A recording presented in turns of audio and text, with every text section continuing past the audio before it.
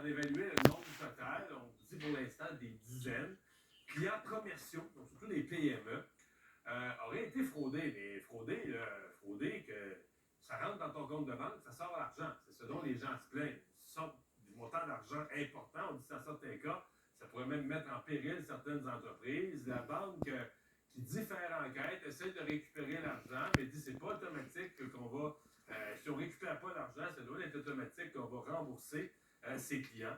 Jacques Sauvé, consultant en cybersécurité chez Trilogiam, est avec nous. Bonjour. Bonjour. Ouais. Comment vous décririez ce genre de fraude-là? Parce que je pense que pour les PME qui ont vécu ça, ça va pas bien pour eux, là. Moi, la façon que je vois ça, c'est qu'il y a deux parties là-dedans. Hein? Il y a la banque et il y a les entreprises. Il y a deux côtés de la médaille, comme toute chose. Prenons le côté de la banque. Je sais qu'on aime ça frapper sur la tête des grosses banques méchantes. Est-ce que la banque pourrait faire mieux, pourrait faire plus? Oui. En fait, on sait l'exemple des cartes de crédit. Hein? Moi, j'ai déjà voyagé, puis à un moment donné, la carte de crédit m'appelle, et on vient d'avoir une transaction de telle place. Êtes-vous vraiment là? Oui. Ah, parfait.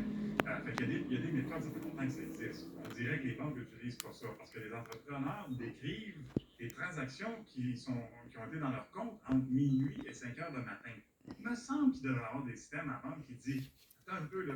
Habituellement, ce gars-là, il ne va pas dans son compte de banque à 1h30 du matin pour retirer des montants comme ça. Peut-être que je devrais bloquer. En fait, il y a un aspect technique absolument au niveau des banques.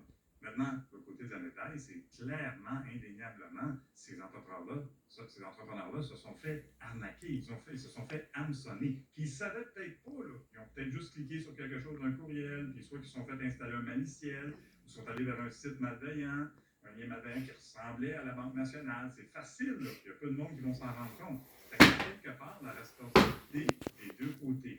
Hein? On sait là, pertinemment que les entrepreneurs, les entreprises, au niveau de posture de cybersécurité, c'est pas fort. On réutilise des mêmes mots de passe, des mots de passe simples, on n'active pas l'authentification multifacteur.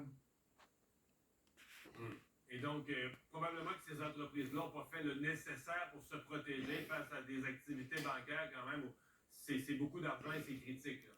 Oui, puis je trouve ça absolument triste pour eux. J'ai un amour de l'entrepreneuriat, j'admire les entrepreneurs, c'est le bâtisseur de notre économie, mais je le fais, là, je fais constamment, je travaille avec la PME là, pour justement évaluer leur posture de cybersécurité.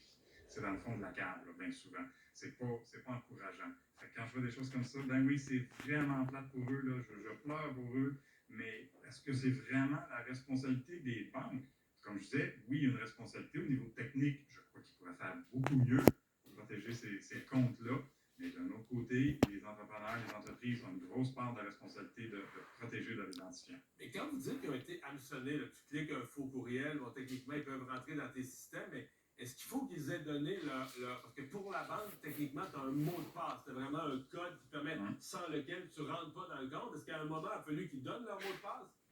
Oui, absolument. Puis justement, je parlais à un des collègues dans la communauté de cybersécurité, là, que ça fait 20 ans que je connais, et il a gagné une cause il y a quelques années contre une des grosses banques, là, je ne mentionnerai pas, mais un de ses amis a reçu un courriel de la banque.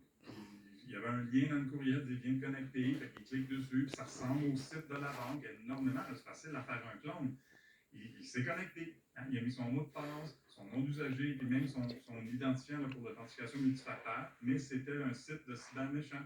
Alors, les cyberméchants avaient tout ce qu'ils avaient besoin. Le gars qui était assis en arrière de l'écran, il s'est connecté dans le compte, il a tout vidé, ils sont allés en cours. Ils ont gagné contre la banque dans ce cas-ci, simplement parce qu'ils ont prouvé que la banque n'avait pas de journalisation, pas de log des connexions clients. Là, comment vous pouvez dire que c'est pas lui qui s'est connecté? Vous n'avez aucun log, vous ne suivez pas ça. À cause de cette défaillance-là, ils ont gagné leur cause, ils étaient capables de récupérer plus de 440 000 Dans ces cas-ci, ça va sûrement aller au tribunal. Je ne sais pas si les entrepreneurs vont poursuivre la banque, ça va aller jusqu'où.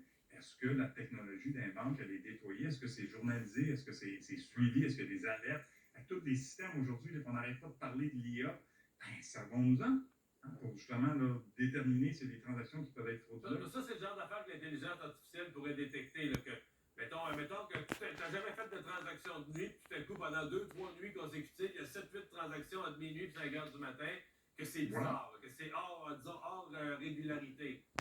Absolument. Les cartes de crédit, ça fait des années qu'ils font ça. Là. Pourquoi pas les banques? Donc, c'est pas parce que les banques ne font pas d'argent. La Banque nationale dit qu'elle va essayer de récupérer l'argent et qu'elle va le remettre au client seulement si si elle récupère l'argent, c'est quoi la probabilité que la Banque nationale puisse remettre la main sur ces sommes-là? Très basse. Très basse. Ah ouais. C'est des pirates qui sont assez en Russie, des choses comme ça. C'est déjà parti cet argent-là. Les comptes, les faux comptes qui ont utilisé, c'est parti. Ils ne sont jamais capables de retracer ça. Là, à mon avis, il faudra que les entrepreneurs peut-être poursuivent la banque, là, puis que ça aille jusqu'au tribunal pour voir là, pour essayer de déterminer ce que la banque fait assez de choses côté technologique pour spotter des problèmes comme ça. C'est quand même inquiétant. On a eu, tu sais, des entreprises qui avaient perdu des informations personnelles. C'était inquiétant, ça aussi. Mais là, des hackers, des pirates rentrés dans les comptes de banque, je dirais que ça frappe l'imaginaire, ça fait encore plus peur. Là.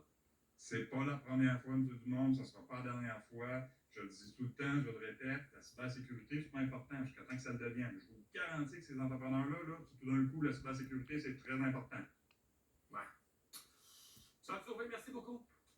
Pas de plaisir. Au revoir.